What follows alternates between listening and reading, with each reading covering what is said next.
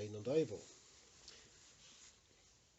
Adam called his wife Eve because she was the mother of all living people. She gave birth to Cain and said, "God has given me a boy." And then she gave birth to Abel, and Abel became somebody who looked after sheep, whereas Cain was a man who worked the ground like a farmer. One day it happened that Cain brought some of what he had grown as an offering to the Lord, while Abel brought as an offering the fattest and best lamb. God was pleased with Abel and he accepted his offering, but he did not accept Cain's offering. Cain was angry about this and he pulled a bad face. He offered the best of his flock. He offered the very best to God. Which is what we should do. Yes.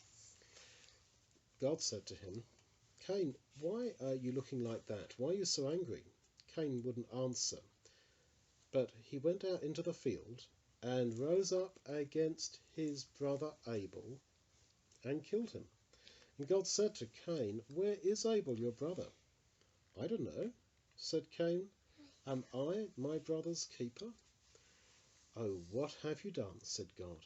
"The voice of your brother's blood cries out to me from the soil. The earth itself, which has swallowed your brother's blood, now cries out against you. You shall be cursed, and from now on, whenever you work the ground, it won't give its strength to you.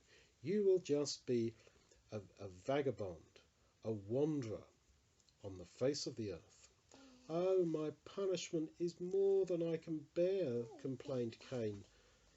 "You've driven me out this day from the face of the earth, and from your face I shall be hid. I will just be a wanderer on the earth, and whoever finds me will kill me.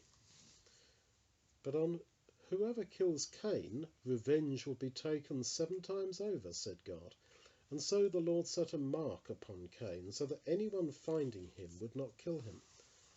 Cain went out after that from God's presence and lived in the land of Nod to the east of Eden.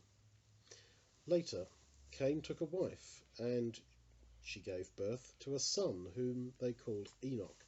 And Cain built a city and named it after Enoch. From Enoch have been descended those who have tents and cattle and who can play well on musical instruments. Meanwhile, Eve had another son, and she called him Seth, for God had given him to her in place of Abel. And in Seth, God blessed Adam with a son who resembled his father. Adam lived to a great age, and Eve had many more sons and daughters. And so people began to multiply on the earth, and many generations followed from Adam and Eve. And in the 9th generation there was a man called Noah, who was a righteous man, the most faithful of all the men of his time, and he lived by God's rules. He had 3 sons called Shem, Ham, and Japheth. So you can see from all that how God simply wanted obedience, and he wanted the blood of an animal to be poured out, because that pointed forward to Jesus, and because it showed that they realized they'd been naughty, that they'd sinned, and that they needed to pour out blood to show that they were going to give their lives. But Cain didn't want to do that. He just wanted to offer what was convenient for him, and that's why God didn't accept it.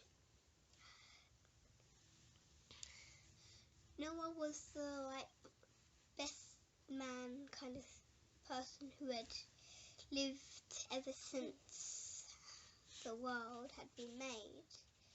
And then you read on to find the big flood. The big flood. Yeah, because a big flood.